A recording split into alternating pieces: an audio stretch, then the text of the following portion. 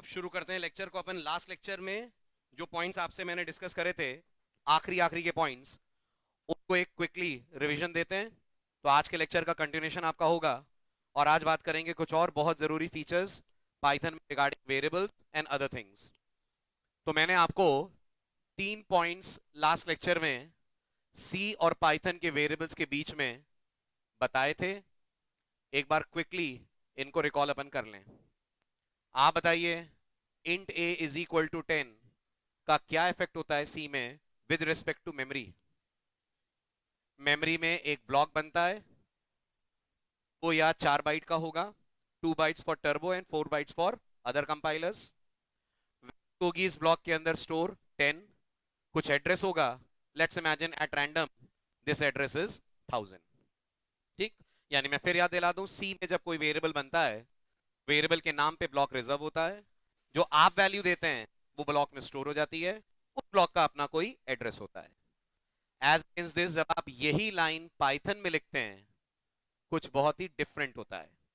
Python जब आपको a equal to 10 लिखता हुआ देखेगी, तो पाइथन एक नहीं, मेमोरी में 2 ब्लॉक्स बनाएगी। एक वो ब्लॉक होगा जिसके अंदर पाइथन 10 स्टोर करेगी, बट ये a नहीं है। आई होप अब आपको समझ में आ गया होगा, याद हो गया होगा, ये पाइथन की वोकैबुलरी में एक ऑब्जेक्ट है। और ये बन कहाँ रहा है वो भी याद रखिएगा, आगे का कॉन्सेप्ट समझने में बहुत मदद मिलेगी। ये बन रहा है inside a memory area which is called as heap. इस ऑब्जेक्ट का कोई नाम नहीं होता, एनोनिमस ऑब्जेक्ट है ये। इसका अपने आप में मेमोरी में सिर्फ एक एड्रेस होगा, पर क्योंकि आप इसे एड्रेस के थ्रू तो एक्सेस कर नहीं पाएंगे, इतन आपके सपोर्ट के लिए, जैसे एक बैलून को एक थ्रेड से आप मैनेज करते हैं, ऐसे इस ऑब्जेक्ट के लिए पाइथन आपका वेरिएबल बनाती है जिसका नाम a है, जो टेक्निकली अपने अंदर 10 नहीं रखेगा, की मेमोरी लोकेशन रखेगा, जो हमारे केस में है 1000। ठीक, और इसको पाइथन में आप 2 अलग-अलग नामों से जानते हैं। ज्यादा कॉमन और पॉपुलर नाम इसका होता है रेफरेंस, दूसरा नाम पाइथन में इसके लिए होता है टैग।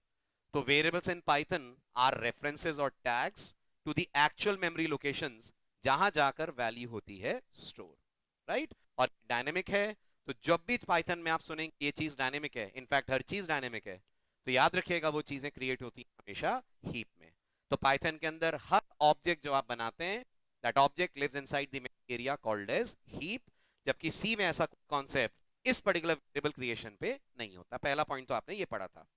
चेंज करूं, दूसरा पॉइंट आपने पढ़ा था कि अगर पाइथन में हम सी से शुरू करते हैं, अगर सी में हम इंट ए इक्वल टू 10 के बाद इक्वल टू 10 कह दें, तो सी लैंग्वेज 2 मेमोरी ब्लॉक्स बनाती है। एक मेमोरी ब्लॉक का नाम एज यूजुअल ए होगा, वैल्यू 10 होगी, एड्रेस मान लीजिए 1000 है।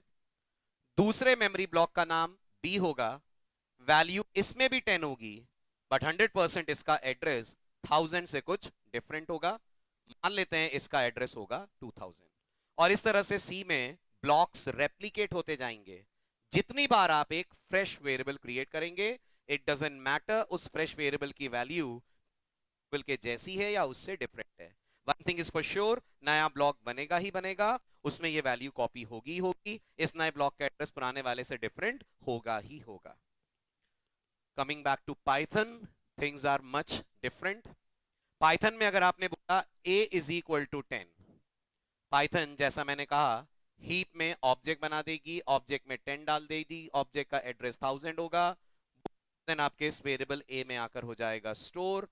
This memory area will be called as heap area, ये ऑब्जेक्ट और ये उसका होगा एड्रेस। अब जब आप पाइथन से बोलेंगे b is equal to 10, Python check करेगी कि क्या मेमोरी में 10 वैल्यू वाला कोई ऑब्जेक्ट ऑलरेडी है। Since there is an object already present with the value 10, Python अब दोबारा ऑब्जेक्ट नहीं बनाएगी, पाइथन दोबारा सिर्फ रेफरेंस बनाएगी, और इसी रेफरेंस के अंदर यही पर्टिकुलर एड्रेस वापस लाकर कर देगी स्टोर। आज हम इस बात को प्रूफ भी करेंगे। ये तो अभी आप कॉन्सेप्चुअली चीजें समझ रहे हैं, जब आप कोडिंग करेंगे या इंटरव्यूज फेस करेंगे, तो अगला क्वेश्चन आएगा इसका प्रूफ दो, कि पाइथन के अंदर ऑब्जेक्ट एक बना है, रेफरेंसेस अलग अलग बने हैं, पर वो सेम ऑब्जेक्ट को पॉइंट कर रहे हैं। वो भी आज हम प्रूफ करते हैं। बट इन पाइथन जब जब आप एक ऐसी वैल्यू किसी वेरिएबल को देते हैं जो ऑलरेडी किसी को आप दे चुके हैं, तो पाइथन नया ब्लॉक नहीं बनाती, उसी एग्जिस्टिंग ऑब्जेक्ट के साथ इस नए वेरिएबल को कर देती है कनेक्ट। जबकि सी के अंदर तो वेरिएबल की कॉपी बनती चलती है जितनी बार आप एक फ्रेश वेरिएबल करते हैं डिक्लेयर। तीसरी जरूरी बात जो लेक्चर बस खत्म होते होते हुई थी, उसे ध्यान से पढ़िएगा, आज पे बहुत सारा डिस्कशन हमारा होने वाला है। मैंने आपसे कहा था कि अच्छा सी में अगर हमने इंट ए इक्वल टू 10 लिखा तो सी लैंग्वेज हमारे लिए वेरिएबल ए बनाएगी, ए में 10 डालेगी, ए का एड्रेस 1000 रखेगी। क्या हो कहूंगा ए इक्वल टू ए प्लस 1, तो हमने डिस्कस करा था 10 की जगह पर वैल्यू आ जाएगी 11। कोई नया ब्लॉक नहीं बनेगा, उसी एग्जिस्टिंग ब्लॉक की मेमोरी लोकेशन पे वैल्यू ओवर राइट हो जाएगी। और सही मायनों में वेरिएबल होता भी वही है जिसकी वैल्यू आप कर सकें चेंज, जिसकी वैल्यू आप कर सकें वेरी। ठीक। पाइथन मैंने आपसे कहा था यहां बहुत डिफरेंट बिहेवियर शो करती है। पाइथन से अगर आपने a इक्वल टू 10 बोला, एज एक्सपेक्टेड पाइथन 10 स्टोर करके मेमोरी लोकेशन a में कर देगी असाइन, जो हमारे केस में है 1000। बट जब आप पाइथन से बोलेंगे a is equal to a plus 1, Python इस लोकेशन को अपडेट नहीं करेगी, इस वैल्यू को टच भी नहीं करेगी। पाइथन एक फ्रेश मेमोरी लोकेशन क्रिएट करेगी, उस फ्रेश मेमोरी लोकेशन के अंदर 10 प्लस 1 11 स्टोर करेगी। ए का कनेक्शन इस ऑब्जेक्ट से ब्रेक कर देगी और ए का कनेक्शन इस नए वाले ऑब्जेक्ट के साथ जोड़ देगी। ए के अंदर पड़ा हुआ 1000 हट जाएगा और ए में आ जाएगा 2000। Every time you assign a new value to an existing variable, Python creates a new object. पुराने ऑब्जेक्ट और वेरिएबल यानी रेफरेंस का कनेक्शन तोड़ देती है और इस रेफरेंस का नए वेरिएबल के साथ पाइथन कनेक्शन जोड़ देती है। राइट? हर बार जब आप वेरिएबल में चेंजेस करोगे, पाइथन मेमोरी में फ्रेश ऑब्जेक्ट बनाकर उन चेंजेस को उस ऑब्जेक्ट के अंदर डालेगी। और मैंने आपसे लास्ट लेक्चर खत्म करते करते कहा था, इसलिए हम एक बहुत इंपॉर्टेंट वर्ड बोलते हैं, variables in Python are actually variables नहीं, objects in Python are immutable. Variable तो हम नॉर्मली ए को मान रहे हैं, तो ए तो डेफिनेटली म्यूटेबल है, बट वो जहां पॉइंट कर रहा है दैट लोकेशन इज इम्यूटेबल। आप इस लोकेशन के अंदर पड़े हुए डेटा को नहीं कर सकते हैं चेंज। बहुत बहुत जरूरी आपके लिए समझना पाइथन के अंदर कॉन्सेप्ट ऑफ इम्यूटेबिलिटी। और ये क्या है, कैन एनीवन टेल? ये इम्यूटेबिलिटी नहीं है, दिस इज रीयूजेबिलिटी। तो पाइथन दो प्रिंसिपल्स पे काम करती है, एक इम्यूटेबिलिटी, एक रीयूजेबिलिटी। रीयूजेबिलिटी कहती है जब ऑलरेडी डेटा किसी ऑब्जेक्ट के पास है तो नया ऑब्जेक्ट उसी डेटा का क्यों बनाना है, उसी ऑब्जेक्ट को रीयूज कर लो जो ऑलरेडी ए के साथ कनेक्टेड है। This is pythons reusable nature and this is pythons immutable nature. कि आप डेटा चेंज कर रहे हैं तो पूरा ऑब्जेक्ट ही उठाकर पाइथन एक फ्रेश बना दे रही है, रेफरेंस को नए ऑब्जेक्ट से कनेक्ट कर दे रही है, पुराने के साथ कर देती है उसको डिस्कनेक्ट। ठीक है? अब आगे बढ़ने से पहले एक क्लासिफिकेशन करना बहुत जरूरी है कि पाइथन में कौन कौन सी डेटा टाइप्स ऐसी हैं जिन्हें पाइथन ने माना है इम्यूटेबल, कौन कौन सी ऐसी हैं जिन्हें पाइथन ने माना है म्यूटेबल। हर डेटा टाइप इम्यूटेबल नहीं है, मेजॉरिटी इम्यूटेबल है, बट कुछ म्यूटेबल भी हैं। तो गेस करिए, म्यूटेबल्स में चेंज करते होंगे तो क्या होता होगा? सेम लोकेशन पे वैल्यू ओवरराइट होती होगी। म्यूटेबल का कॉन्सेप्ट ये है, पढ़ेंगे तो और डिटेल में आपको बताऊंगा। फिलहाल हैव अ लुक कौन कौन पाइथन में इम्यूटेबल है और कौन कौन पाइथन के अंदर म्यूटेबल होता है। राइट? ये है पाइथन की immutable data types. Int in Python is immutable, float, bool, STR, tuple, complex, range, frozen set and byte. हमने अभी सब कवर नहीं करे हैं, बट जितने करे हैं वो तो सारे के सारे डेफिनेटली पाइथन में है immutable, including the data type called as complex. तो जब आप पाइथन में a इक्वल टू 10 के बाद a इक्वल टू समथिंग कहते हैं, पाइथन हमेशा एक नया ब्लॉक बनाएगी, उस समथिंग से साथ a को कनेक्ट कर देगी, पुराने वाले ब्लॉक और a का कनेक्शन तोड़ देगी। But there are certain types in Python which are mutable also. Python की म्यूटेबल टाइप्स हैं list, dict which stands for dictionary, set and byte array. ये बहुत बड़ा डिफरेंस होता है between different different data types in Python. आपसे बहुत common तौर पे पूछा जाएगा what is the difference between a list and a tuple. आपने भी ना लिस्ट पढ़ी है ना टपल पढ़ा है, पढ़ेंगे आप आगे। दोनों के अंदर आप कलेक्शन ऑफ वैल्यूज रख सकते हैं, but the most important difference is tuples are immutable while lists are mutable. एक बहुत कॉमन डिफरेंस है जो पाइथन में आपको टाइप्स के बीच में याद रखना है। क्लियर? लिस्ट उतार लीजिए, जरूरत पड़ेगी आपको आगे। स्लाइड तो आप हमेशा कैरी करेंगे नहीं, ये लिस्ट उतारिए, कई बार डिफरेंसेस की बात होगी तो आपको इस लिस्ट को रेफर करने की जरूरत पड़ेगी। कौन इम्यूटेबल है, कौन म्यूटेबल है।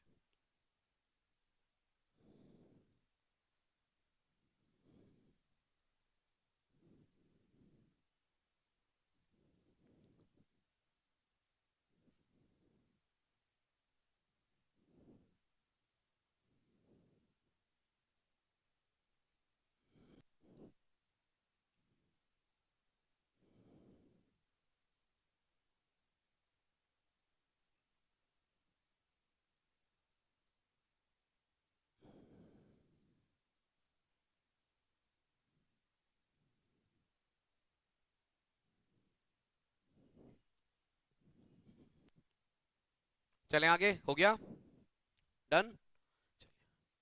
अब एक बात बताइए, पाइथन कह रही है स्ट्रिंग्स आर इम्यूटेबल, पक्का? तो फिर हम string S T R equal to Bhopal के बाद S T R equal to Indore कहेंगे तो नहीं चलेगा? तो फिर पाइथन कैसे कह रही है स्ट्रिंग्स आर इम्यूटेबल?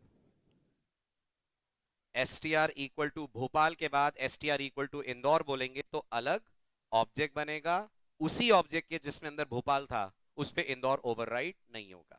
अच्छा, तो फिर हम ये कैसे प्रूव करेंगे कि स्ट्रिंग्स पाइथन के अंदर इम्यूटेबल हैं? उसको प्रूव करने का एक सिंपल सा तरीका ये हटाऊं, ठीक है? कई तरीके, अभी जितनी आपने पाइथन पढ़ी है उस बेसिस पर एक तरीके पे आ रहा हूं। पाइथन को लॉन्च करते हैं अपन, करेक्ट? यहां आकर मैंने कहा city is equal to Bhopal, ठीक है? पाइथन से सिटी, भोपाल आ गया। मैंने पाइथन से बोला print city zero, if you can expect the output will be B. मैंने पाइथन से बोला सिटी जीरो,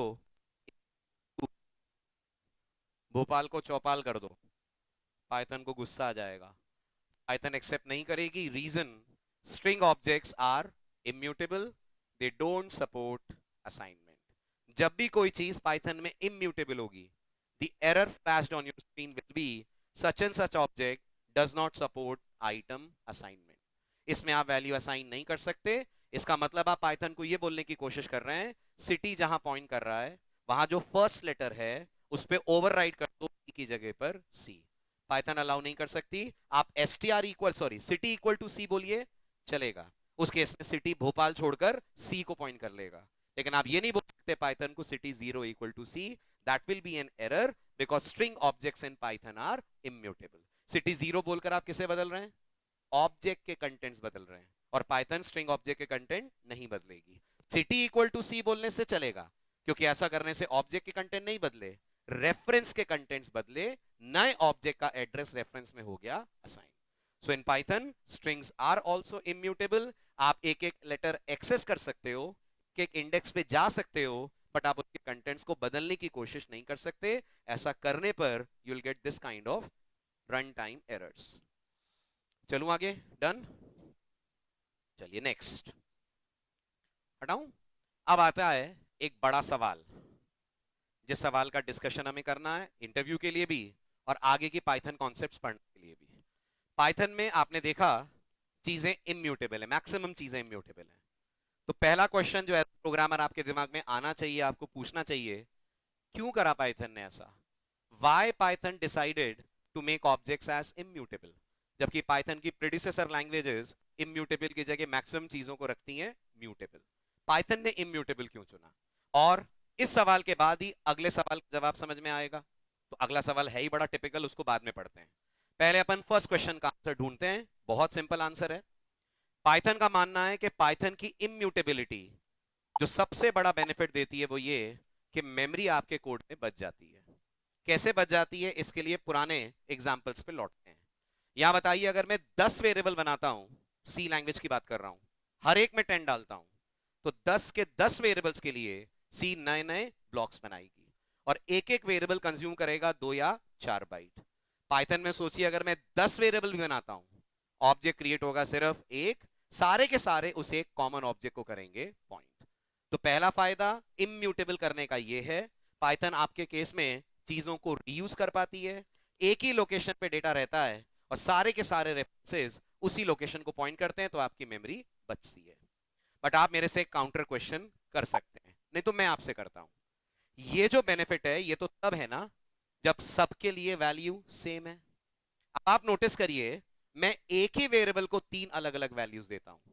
इस मामले में आप सोचिए सी ज्यादा बेटर नजर आएगी, क्योंकि अगर मैं एक ही वेरिएबल को एक एक करके तीन अलग वैल्यू देता हूं तो वेरिएबल कितने बनेंगे, एक, सिर्फ वैल्यू होगी चेंज।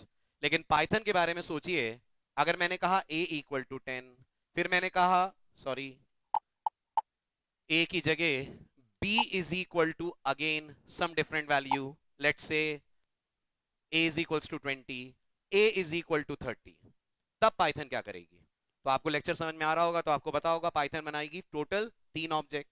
सबसे पहले पहला ऑब्जेक्ट बनेगा, मान लीजिए एड्रेस 1000 है, 10 आएगा, आपका रेफरेंस ए इसको पॉइंट करेगा। अगली बार जब आप कहेंगे a इक्वल टू 20, 10 की जगह पे तो 20 जाएगा नहीं, पाइथन एक फ्रेश ऑब्जेक्ट बनाएगी जिसमें 20 होगा, एड्रेस मान लीजिए 2000 है, ये कनेक्शन टूटेगा, 2000 एड्रेस को पॉइंट करेगा।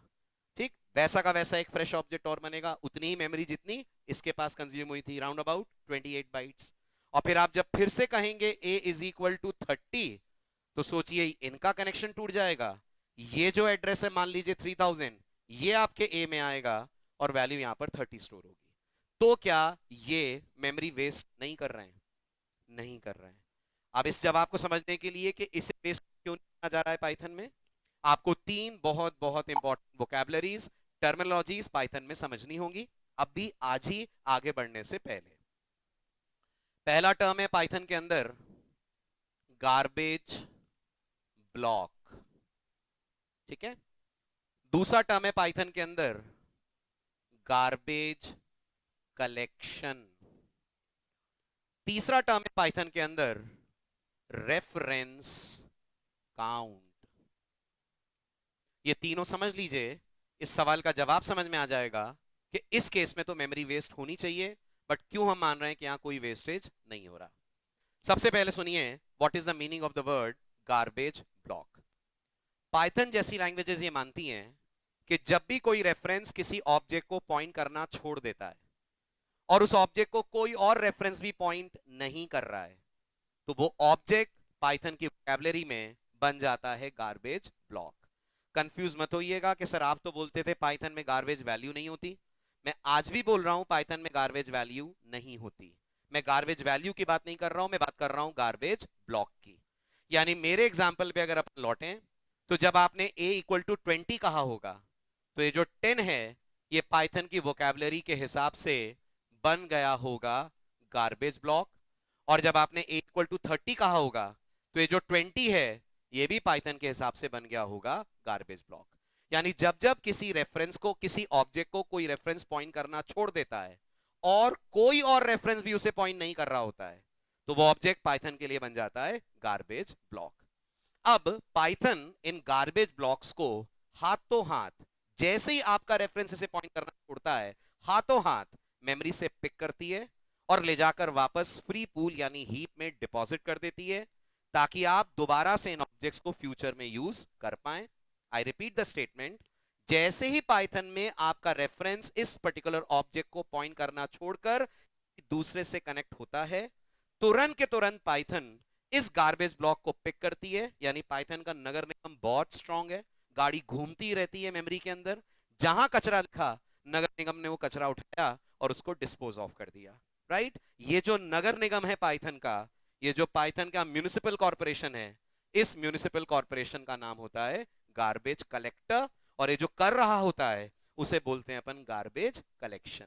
यानी आपका कोड जब रन हो रहा है तो आपको नहीं पता, लेकिन बैकग्राउंड में मेमोरी का मैनेजमेंट भी पाइथन कर रही है।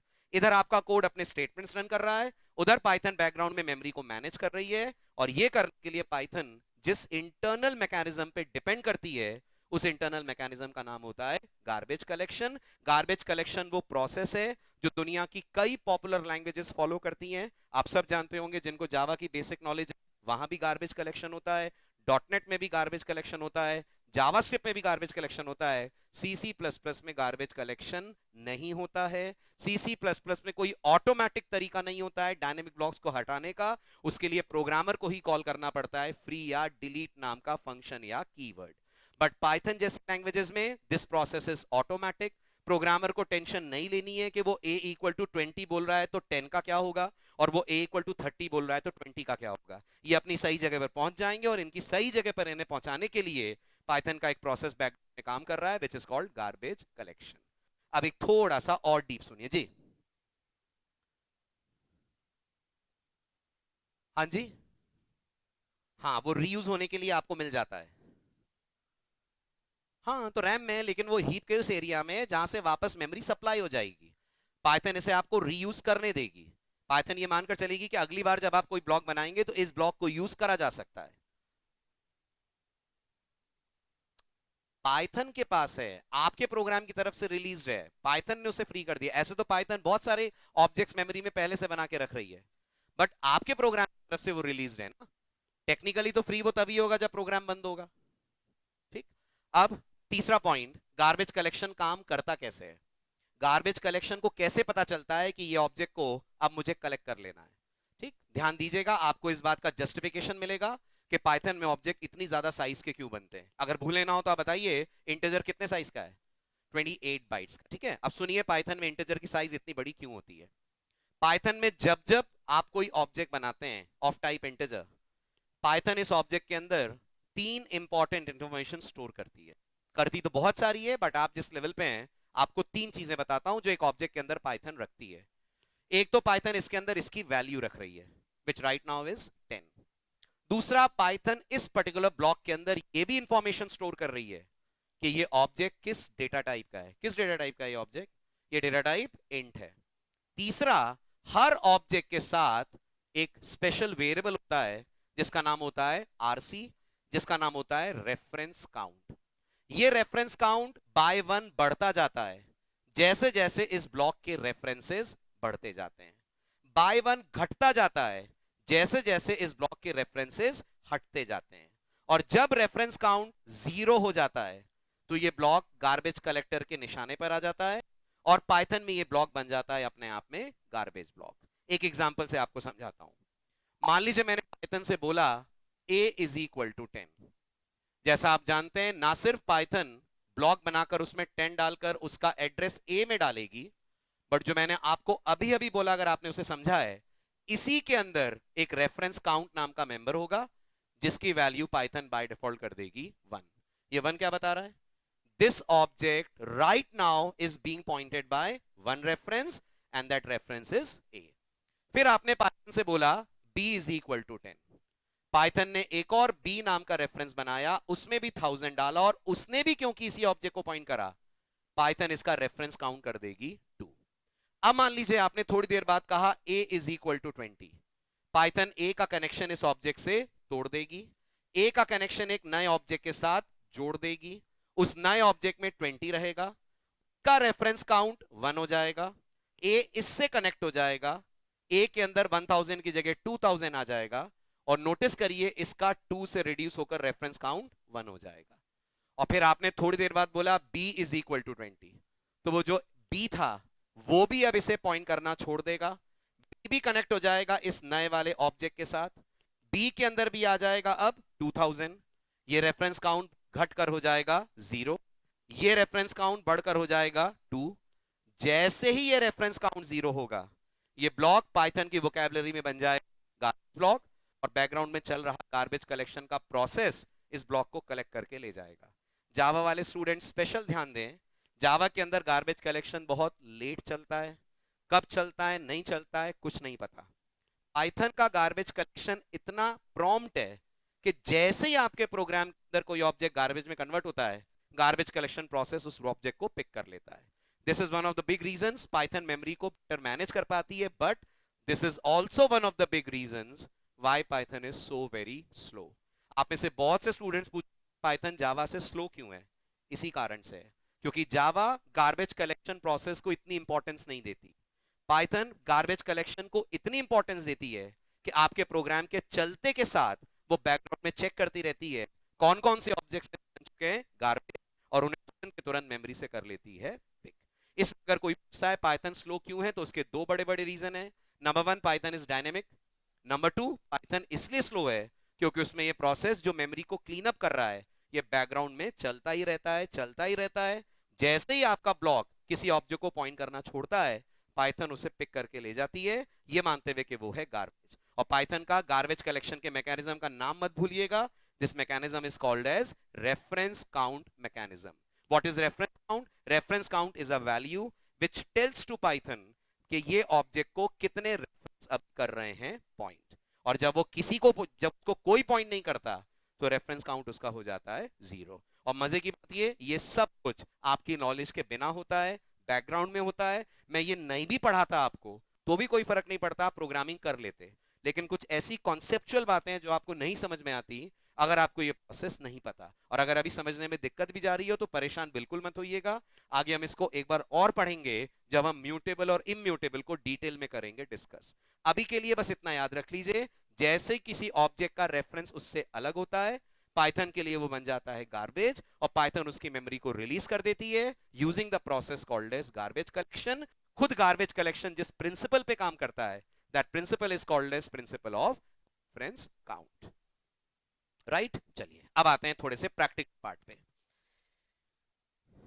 जो भी अभी पढ़ा उसके बेस पर कुछ बहुत सिंपल सिंपल क्वेश्चंस, ठीक है? देखें ध्यान से and try to answer this.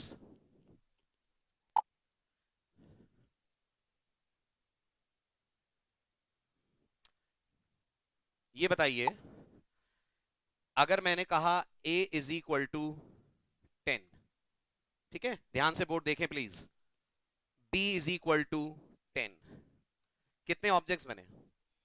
Right, अब मुझे इस बात को प्रूफ करना है पाइथन के अंदर कि मेमोरी में एक ही ऑब्जेक्ट बना है, a और b भले ही मैंने दो बनाए।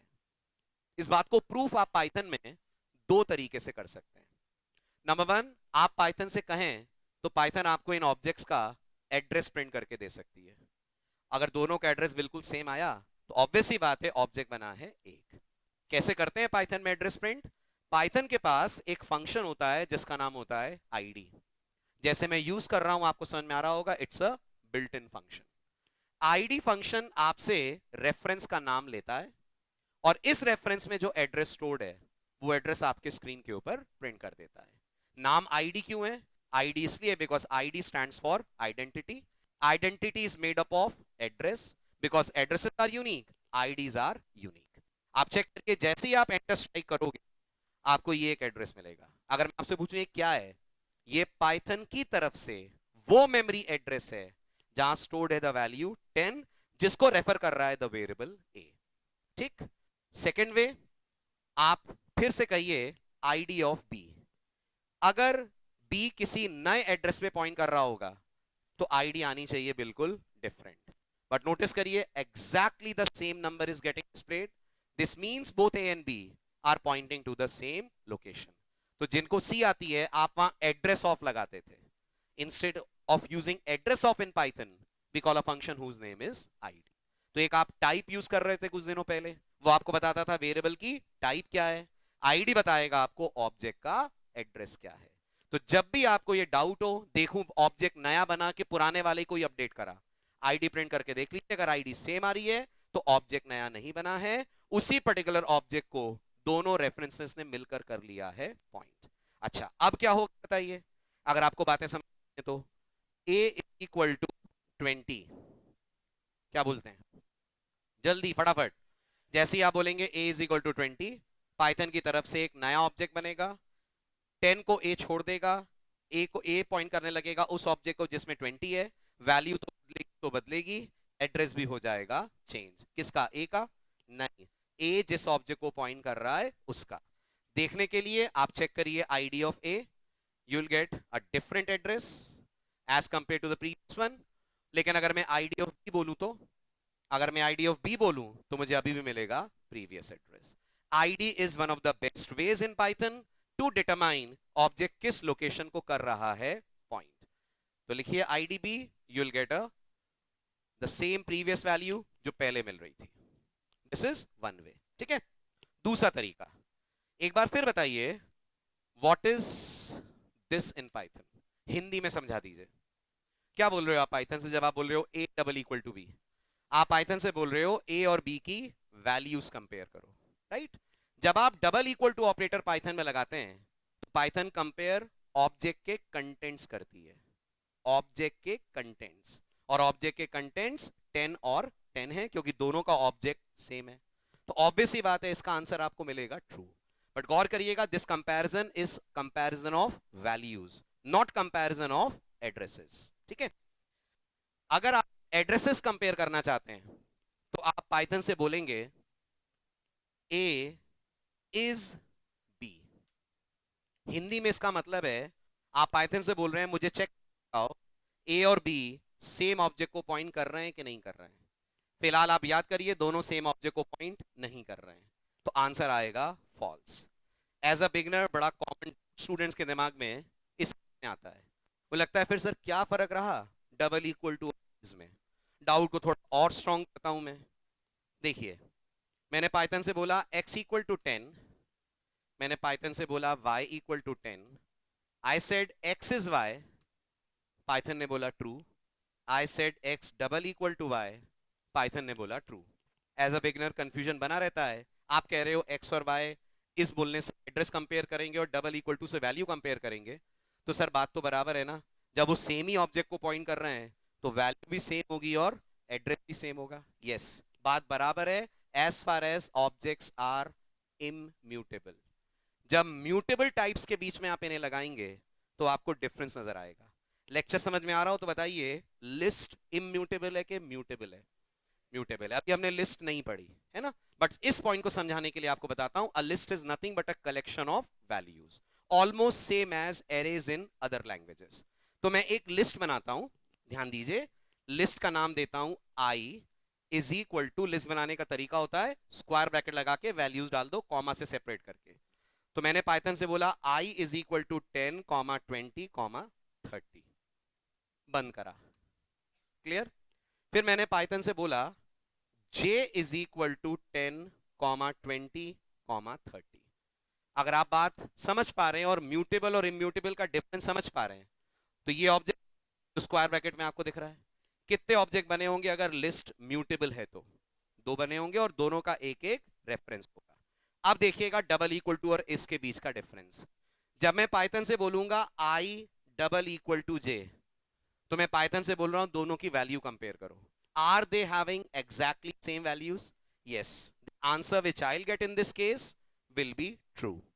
But are I and J pointing to the same list object? No, not at all, because lists are mutable. Her list के लिए पाइथन बनाएगी एक फ्रेश ऑब्जेक्ट। इस मुझे बता देगा I is J is not true, I is J is false. तो difference between double equal to n is double equal to compares values, is compares addresses. Addresses same हुए तो is true देगा, value same हुई तो double equal to true देगा। ठीक है, ये वाला एग्जांपल लीजिएगा, स्लाइड में नहीं वाला पर्टिकुलर लिस्ट वाला, वेरिएबल वाला तो है जी। हाँ ना, लेकिन आप डायरेक्टली उस पर कुछ कर नहीं सकते हैं, वो एक्चुअल एड्रेस नहीं है, पाइथन की तरफ से मैनिपुलेटेड है। हाँ, बस ऐसा ही कुछ मान लीजिए। हाँ हाँ बिल्कुल, ऑपरेटर है exactly, membership sorry identity operator पढ़ेंगे हम अगले लेक्चर में, ऑपरेटर्स पढ़ेंगे। तो इज एक ऑपरेटर है, और डबल इक्वल टू क्या है? वो भी ऑपरेटर है। डबल इक्वल टू कैसा ऑपरेटर है? रिलेशनल। इज कैसा ऑपरेटर है? Identity operator. क्लियर? चलूं आगे? चलिए, अब कुछ डिस्कशन, कुछ एक्सरसाइजेस और कुछ बहुत इंपॉर्टेंट सरप्राइजेस आपके लिए इस कॉन्सेप्ट के बेसिस पर। सब समझ में आ गया? परफेक्ट। ठीक, शुरू करें अब? चलिए, कुछ क्वेश्चन आंसर सेशन स्टार्ट करते हैं जी। वो डिपेंड करता है सिस्टम टू सिस्टम, उसका कुछ फिक्स नहीं है।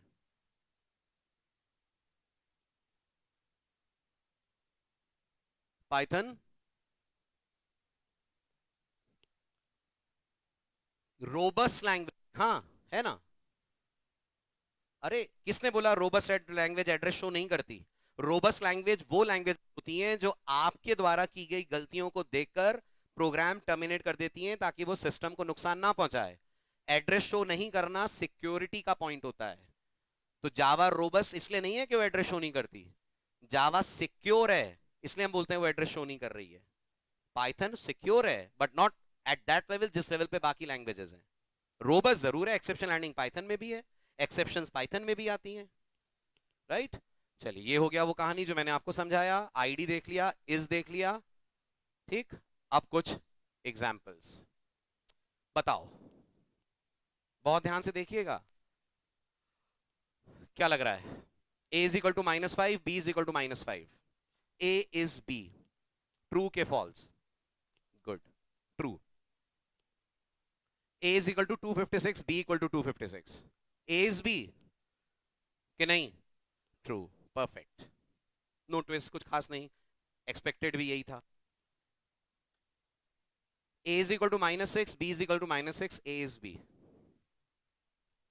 false। a is equal to 257, b is equal to 257, false। anyone in the class can tell the reason? एक बात। दूसरी बात, तो क्या फिर इंटीजर्स इम्यूटेबल नहीं है? चलिए दोनों बातों का जवाब देता हूं। सबसे पहले, ऐसा क्यों हुआ कि -5 पे ट्रू और -6 पे फॉल्स आया? इसका रीजन ये है, पाइथन इंटीजर्स की -5 से 256, क्या रेंज बोली मैंने? -5 से 256 तक की रेंज को कैश कर लेती है। कैश कर लेती है से मेरा मतलब, वो -5 से 256 तक की रेंज में जब वैल्यू को रिपीट होता हुआ देखती है तो नया ऑब्जेक्ट क्रिएट नहीं करती है, उसी ऑब्जेक्ट का एड्रेस नए रेफरेंस में डाल देती है। बट जब -5 से 256 की रेंज के बाहर आप निकलते हैं तो पाइथन ये कैशिंग नहीं करती और पाइथन बनाती है नए object. I repeat the statement, Python -5 से 256 की रेंज के बीच के ऑब्जेक्ट्स को कैश कर लेती है। यानी पाइथन में -5 वैल्यू वाले दो ऑब्जेक्ट कभी नहीं बनते। पाइथन उस -5 को ही सारे रेफरेंसेस को देती है, अगर देखती है वैल्यू सबके अंदर असाइन हो रही है -5, पर्टिकुलर -5 नहीं, -5 से 256 तक की कोई भी वैल्यू। पर आप जब इस रेंज के बाहर निकलते हैं तो पाइथन कैशिंग नहीं करती है और पाइथन ऑब्जेक्ट के बनाने लगती है फिर अलग अलग कॉपीज। अब कंफ्यूज मत होइएगा, मैंने दो बिहेवियर्स बताए थे, एक इम्यूटेबिलिटी और एक रीयूजेबिलिटी। तो क्या मैं ये मानूं -6 इम्यूटेबल नहीं है? कंफ्यूज हो गए आप? -6 क्या? हर इंटीजर इम्यूटेबल है, -6 रीयूजेबल नहीं है। -6 पे पाइथन कॉपी बना देगी एक और -6 की, लेकिन वो इम्यूटेबल है। प्रूफ है कि वो इम्यूटेबल है। आप a इक्वल टू -6 के बाद a इक्वल टू -7 बोलिए और आईडीज प्रिंट करके देखिए, आईडीज आपको डिफरेंट मिलेंगी। अगर -6 इम्यूटेबल ना होता तो आईडी सेम मिलनी चाहिए थी ना? नहीं है? कंफ्यूजन हो रहा है? इम्यूटेबल रीयूजेबल का डिफरेंस समझ में आ रहा है? What is reusable type? जिसकी कभी दो कॉपीज नहीं बनती, एक ही कॉपी को सब में शेयर करा जाता है, दैट इज रीयूजेबिलिटी। ये कुछ में है कुछ में नहीं है। What is immutability?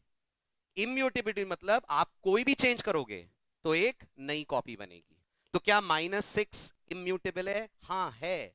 अगर मैं यहां कहता b इक्वल टू -7 या मैं a इक्वल टू -7 बोलता, a इक्वल टू -7 ज्यादा बेटर एग्जांपल है, तो पाइथन जहां -6 स्टोर्ड है वहीं जाकर -7 नहीं डालती, पाइथन एक नया ऑब्जेक्ट बनाती। और इसका प्रूफ मुझे मिल जाता दोनों बार आईडी देखकर। एक बार मैं a इक्वल टू -6 के बाद आईडी देख लूं, एक बार a इक्वल टू -7 के बाद आईडी देख लूं, IDs will be different. So confuse मत होइएगा, -6 इम्यूटेबल है बट -6 रीयूजेबल नहीं है। रीयूजेबल नहीं है मतलब -5 से 256 की रेंज को अगर छोड़ दिया जाए तो पाइथन को ऐसा लगता है ऑब्जेक्ट की बननी चाहिए फ्रेश कॉपी। अच्छा, और ये वर्ड का क्या मतलब है कि पाइथन कैश कर लेती है? कैश कर लेती है का मतलब इस रेंज की वैल्यूज को पाइथन मेमोरी में स्टोर कर लेती है, उन्हें गार्बेज कलेक्शन के पास नहीं देती, वो वैल्यूज रीयूज होती रहती हैं जब तक उन्हें रेफरेंसेस कर रहे होते हैं पॉइंट। इस रेंज के बाहर की वैल्यूज को पाइथन फिर कैश नहीं करती। आप ये भी पूछ सकते हैं मेरे से, sir why this range only, -5 से 256 कहां तक आया? तो इसके लिए आपको गिडो वॉन रॉसम को थोड़ी फ्लेक्सिबिलिटी देनी पड़ेगी। उनका यह मानना था कि ये जो रेंज है सबसे कॉमनली यूज रेंज है वाइल प्रोग्रामिंग इन पाइथन। आप याद करिए, आप पाइथन पिछले 10 दिनों से पढ़ रहे हैं, वेरिएबल्स बनाए होंगे, कितनी बार ऐसा हुआ कि आपने 256 से डिफरेंट वैल्यू दी हो? शायद एक बार भी नहीं हुआ होगा। कभी 10 दोगे, कभी 100 दोगे, कभी 6 दोगे, कभी 5 दोगे, तो उन्होंने काफी ऑब्जर्वेशन करके ये पहचाना कि ये एक बड़ी कॉमन रेंज है जो लोग बार बार यूज करते हैं, तो उन्होंने इस रेंज की कर दी कैशिंग, सिर्फ पाइथन की परफॉर्मेंस को इंप्रूव करने के लिए। बट ये नहीं सोचना चाहिए कि इस रेंज के बाहर के नंबर इम्यूटेबल नहीं है, इस रेंज के बाहर के नंबर्स रीयूजेबल नहीं है। इम्यूटेबल तो सारी की सारी इंट फैमिली है। जी, आप पूछ रहे थे जी। हाँ, आ रहा हूँ उसी पे आ रहा हूँ। ये क्लियर हो गया? ठीक है, अब ट्विस्ट इसी पे तो है, और बढ़े आगे जी।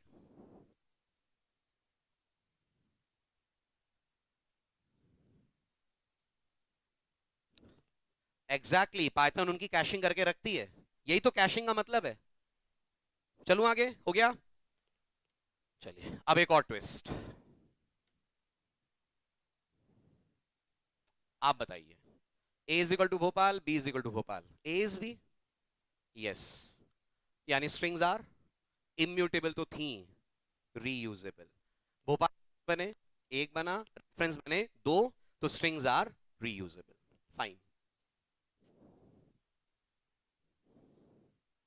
ए is equal to false, b is equal to false, a is b, false is false, false is false, yes, false is false is true. मतलब booleans are also reusable, booleans are also reusable. Python में कभी दो false नहीं बनेंगे, Python में कभी दो true नहीं बनेंगे, एक ही ट्रू एक ही फॉल्स होगा, जिसको अलग अलग रेफरेंसेस पॉइंट आउट करेंगे। क्लियर? चेंज करूं? Next, a is equal to 1.0, b is equal to 1.0, false. कारण, पाइथन का यह मानना है कि वो फ्लोट्स की कैशिंग नहीं कर सकती है। आप बताइए क्यों नहीं कर सकती है? बहुत सिंपल सा रीजन है। -5 से 256 के बीच के जो नंबर्स हैं वो फाइनाइट हैं, गिने जा सकते हैं ना, इतने नंबर हैं, तो पाइथन कैशिंग कर, कैशिंग समझ रहे हैं ना, पहले से बना के रख लेगी उनको। आप बताओ 1.0 से 2.0 के बीच में कितनी फ्लोटिंग वैल्यूज आती हैं? इनफाइनाइट आती हैं। आप मैथमेटिकली सोचिए, 1.0.1, 1.0.2, 1.00001, ऐसे कितनों की पाइथन कैशिंग करेगी? तो पाइथन को लगता है दो फ्लोट वैल्यूज के बीच में जो आ सकते हैं, they can be infinite numbers, so how can Python perform there. अब आपको समझ में आया वो बूलियंस की कैशिंग क्यों कर रही है? क्योंकि बूलियंस में सिर्फ दो पॉसिबल वैल्यूज हैं, एक ट्रू और एक फॉल्स। इंटीजर्स में भी उसने एक लिमिट पे कैश करा है, -5 से 256, ये फाइनाइट लिमिट है। फ्लोट्स में आप फाइनाइट लिमिट निकाल ही नहीं सकते। 1.0 से 2.0 छोटा सा मैथमेटिकली 1 का डिफरेंस है, लेकिन फ्लोट्स में गिनिए तो कितनी सारी वैल्यूज इन रेंज के बीच में आ जाएंगी। तो फ्लोट्स इम्यूटेबल हैं? हाँ, इम्यूटेबल तो हैं, बट वो रीयूजेबल नहीं है। ठीक? हाँ, गुड, बहुत सारा कॉम्बिनेशन हो सकता है। पाइथन एक फिक्स लेंथ तक को लिव करती है रीयूजेबल, लेंथ बड़ी हो जाती है तो पाइथन उसे भी करना छोड़ देती है। अच्छा क्वेश्चन है, मैं ये कंप्लीट कर लूं फिर आता हूं, है ना, 2 मिनट में आता हूं। आप बताइए, 2+3j, 2+3j, फॉल्स। कारण, क्या कॉम्प्लेक्स नंबर्स में फ्लोट्स नहीं जाते? क्या मैं 2.0 प्लस 3.0 j नहीं लिख सकता? तो फिर बात फ्लोट वाली तो हो, राइट? तो पाइथन में कॉम्प्लेक्स भी इम्यूटेबल है, बट रीयूजेबल नहीं है।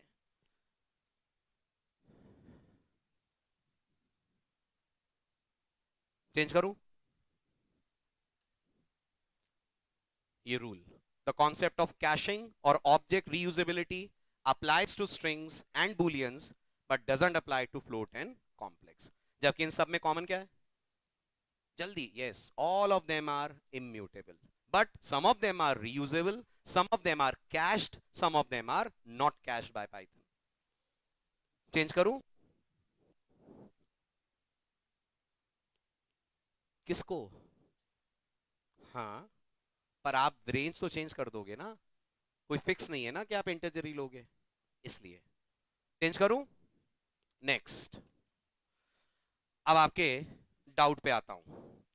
नोटिस करिए आपके फ्रेंड का एक डाउट कि स्ट्रिंग्स भी तो बहुत बड़ी रेंज की हो सकती हैं। पाइथन इस बात को बहुत अच्छे से समझती है। और देखिए पाइथन का एक और बड़ा सरप्राइजिंग सा behaviour, S1 is equals to Bhopal, S2 is equals to Bhopal, print S1 is S2, lecture समझ आ रहा है तो जवाब भी पता होगा, बता दीजिए जल्दी से. Right, now have a look. S1 is equal to Bhopal is capital city of Madhya Pradesh. One string. ठीक है. S2 is equal to Bhopal is capital city of Madhya Pradesh. Print S1 is S2 false. आपका डाउट दूर हो गया. पाइथन स्ट्रिंग्स की caching करती है but एक लिमिट तक, और ये लिमिट पाइथन डायनेमिकली तय करती है. कोई वैल्यू नहीं है जिसको आप प्रेडिक्ट कर ले कि इतने तक करेगी और इतने तक नहीं करेगी. तो स्ट्रिंग के बारे में 50% मामला है. Strings might be cached, string might not be cached, depends on their length. ये भी उतार लीजिएगा, ये भी स्लाइड में नहीं था, ये इनके डाउट को सॉल्व कराया मैंने. हर स्ट्रिंग कैश्ड नहीं होती.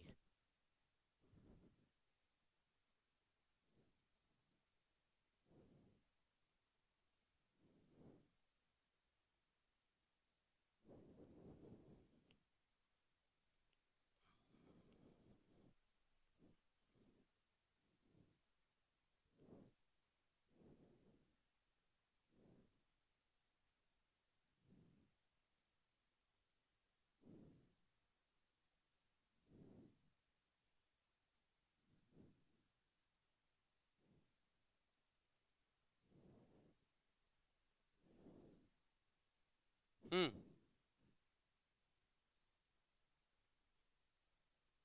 हाँ लेकिन आएगा नॉर्मली, तो छोटी स्ट्रिंग है ना.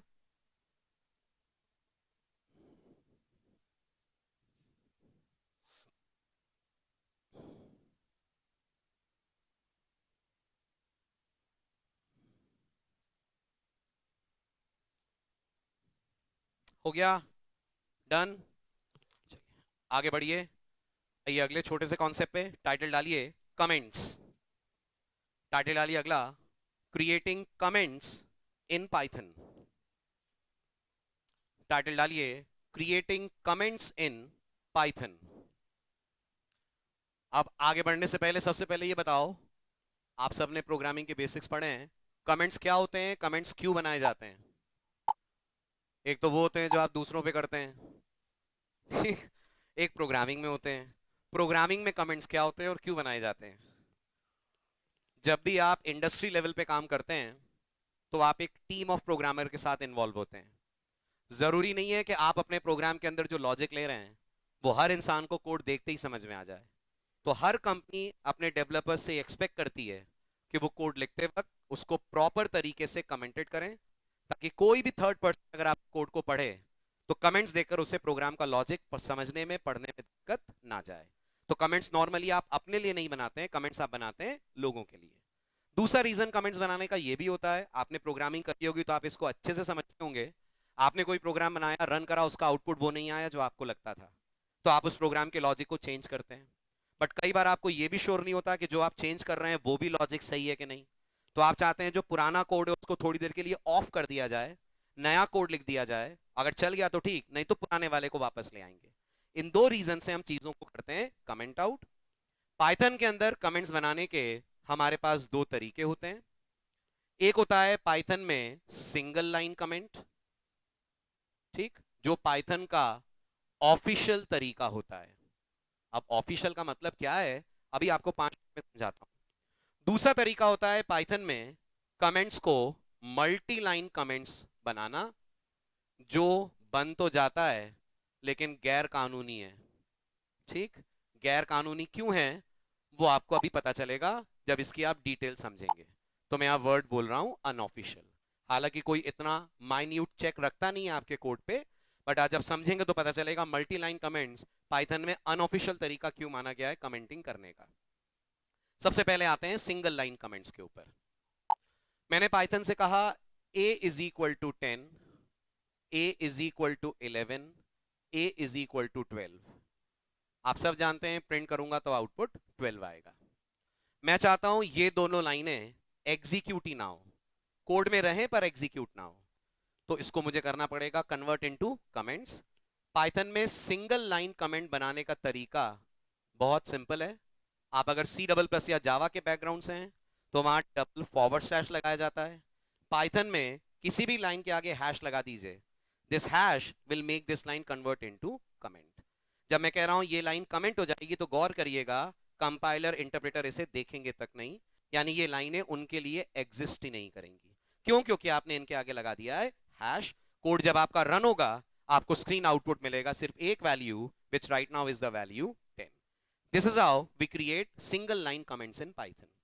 बट आप ध्यान से नोट करें तो आपको एक प्रॉब्लम दिखेगी। अगर आपने अपने प्रोग्राम के अंदर एक लंबा चौड़ा कोड लिखा है 10-12 लाइनों का और सारी की सारी लाइनें कमेंट आउट करनी है तो 10-12 लगाने पड़ेंगे आपको हैश, क्योंकि ये सिर्फ उस लाइन को कमेंट करेगा जिस लाइन के आगे इस लाइन को आपने लगाया है। तो पाइथन में प्रोग्रामर्स एक दूसरा तरीका लेते हैं। प्रोग्रामर्स को लगता है अगर मुझे इन दोनों लाइनों को कमेंट आउट करना है तो वो एक काम और कर सकते हैं और करते हैं, वो ये कि वो इस a इक्वल टू 20 के पहले यूज करते हैं ट्रिपल कोट्स और खत्म होने के बाद फिर यूज कर लेते हैं ट्रिपल कोट्स। अब आप थोड़ा सा फ्लैश में जाइए तो याद आएगा ये तो कुछ और हुआ करता था। ये हुआ करता था मल्टी लाइन स्ट्रिंग। ये कमेंट कैसे बन गया? तो इसके पीछे की कहानी ये है, जब पाइथन में किसी भी ऑब्जेक्ट को कोई रेफरेंस पॉइंट नहीं करेगा तो नोटिस करिए इसका रेफरेंस काउंट 0 हो जाएगा। जब इसका रेफरेंस काउंट 0 हो जाएगा तो जब कोड रन होगा तो इंटरप्रेटर इसे चला ही नहीं पाएगा, क्योंकि ये लाइन गार्बेज कलेक्टर के तरह हो जाएंगी कलेक्ट। नहीं आया समझ में? इनके आगे आपने ट्रिपल कोट लगा दिए, हाँ के ना लगा दिए, पाइथन में ये स्ट्रिंग बन गई येस और नो, मतलब ये एक ऑब्जेक्ट बन गया। करेक्ट? तो a equal to 20, a equal to 30 एक स्ट्रिंग बन गई। लेकिन अगर आप इसको मेमोरी के पॉइंट ऑफ व्यू से सोचें, एक स्ट्रिंग बन गई है ये, है ना? a is equal to 20, a is equal to 30 एक मल्टी लाइन स्ट्रिंग बन गई है। ये ऑब्जेक्ट है कि नहीं? है जो मैंने आपके सामने रेक्टेंगल ड्रॉ करा है, कौन पॉइंट कर रहा है इसको? कोई नहीं कर रहा ना। तो आज का लेक्चर आप समझ रहे हैं, इसका रेफरेंस काउंट 0 हो जाएगा। और आपसे मैंने क्या कहा, गार्बेज कलेक्टर पाइथन में तुरंत काम करता है कि बहुत लेट काम करता है? तो आपका कोड जैसे ही आगे बढ़ेगा ये ब्लॉक मेमोरी से हट जाएगा, तो एक तरह से इंटरप्रेटर इसे रन कर ही नहीं पाएगा क्योंकि ये ब्लॉक मेमोरी में रहा ही नहीं। बट मेमोरी एलोकेट हुई कि नहीं हुई? गार्बेज कलेक्टर का समय वेस्ट हुआ कि नहीं हुआ? इसलिए this approach is unofficial, Python इसे रिकमेंड नहीं करती। और अब आप पाइथन में सीरियस डेवलपमेंट की तरफ बढ़ रहे हैं तो एक और जरूरी बात सुनिए। पाइथन बनाने वाली कमेटी ने एक गाइडलाइंस का कलेक्शन आप लोगों के लिए दिया है। आज के बाद बहुत बार मैं इसको बोलूंगा, and this is called Pep 8। Pep stands for Python enhancement proposal. 8 आप एक्सपेक्ट कर सकते हैं उसका वर्जन नंबर है। पाइथन एनहांसमेंट प्रपोजल वो गाइडलाइंस हैं, वो रूल्स हैं जो हम पाइथन डेवलपर्स को मानने चाहिए। गीडो वैन रॉसम और उनकी टीम ने ये रूल्स निकाले हैं और वो ये एक्सपेक्ट करते हैं कि आप जब पाइथन में कोडिंग करें तो आप पेप 8 के गाइडलाइंस को हमेशा फॉलो करें। पेप 8 की गाइडलाइन ये कहती है, never try to use single quotes as multi line comments, because आपके लिए कमेंट है लेकिन पाइथन के ऊपर लोड बढ़ेगा, वैसे ही स्लो है और ज्यादा आप पाइथन को कर देंगे स्लो अगर आप ये करेंगे यूज। थोड़ी सी टाइपिंग ही ज्यादा होगी, आप यूज कर लीजिए हैश। दूसरा, अगर आपको लग रहा है सर 20 लाइनें हैं, अब मैं कहां 20 लाइनों में हैश दूंगा, तो आप शायद याद करो तो मैंने जब आपको फर्स्ट डे पाइथन का बताया था तो मैंने कहा था पाइथन में हम दो तरह से प्रोग्रामिंग करेंगे, एक वाया नोटपैड, दूसरा with the help of some smart IDEs. अभी हमने एक भी आईडी प्रॉपर यूज नहीं करा है। एक आईडी होता है पाइथन में, आपको याद होगा, जिसका नाम होता है पाइचाम। पाइचाम में जब आप कोडिंग करोगे तो पाइचाम आपको इस काम को करने का शॉर्टकट देगा। वो कहेगा पूरे को सेलेक्ट कर लो, कुछ स्पेशल कीज प्रेस करो, मैं सबके आगे लगा दूंगा हैश। तो as a developer you will not required to put hash after before every line. तो आज से आप हमेशा याद रखो, हम इस तरीके को कभी फॉलो नहीं करेंगे। This works but it is not recommended by Pep 8। What is पेप?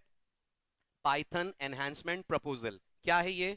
एक गाइडलाइंस का कलेक्शन है जो पाइथन सॉफ्टवेयर फाउंडेशन ने बनाया है और वो ये एक्सपेक्ट करते हैं कि आप मेरे जैसे डेवलपर्स अगर सीरियस पाइथन प्रोग्रामिंग करते हैं तो वो पेप 8 की गाइडलाइंस को जरूर फॉलो करें। And this guideline says never try to use codes as comments, always try to use hash. Clear? तो पाइथन में मल्टी लाइन कमेंट्स हैं कि नहीं है? टेक्निकली नहीं है, लॉजिकली है। टेक्निकली नहीं है मैं इसलिए बोल रहा हूं क्योंकि ये कमेंट नहीं है, ये सॉल्व होगा, मेमोरी में जगह भी मिलेगी इसको, ये अलग बात है, इसका कोई रेफरेंस नहीं बनेगा, तो गार्बेज कलेक्टर इसे कलेक्ट करके जाएगा।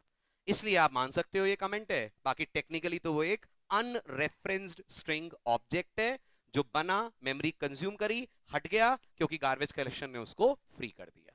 इसलिए the best way is to follow PEP eight guidelines and they say comments करना है तो हर लाइन के पहले लगाओ आप हैश। हुआ क्लियर? अच्छा एक और बात, हैश कमेंट तभी माना जाएगा जब वो विदाउट कोट्स आ रहा है। अगर मैंने डबल कोट्स के अंदर हैश लगाया तो it will become a part of the string. तो अगर मैं कहा डबल कोट्स में हेलो हैश यूजर, आउटपुट में भी आएगा हेलो हैश यूजर। आपने लाइन के स्टार्टिंग पे हैश लगाया या मिड में लगाया है तो पाइथन इसे जरूर कन्वर्ट कर देगी इनटू कमेंट्स। क्लियर? आइए नेक्स्ट लेक्चर में लेते हैं अगला topic, constants and print function and operators, Monday.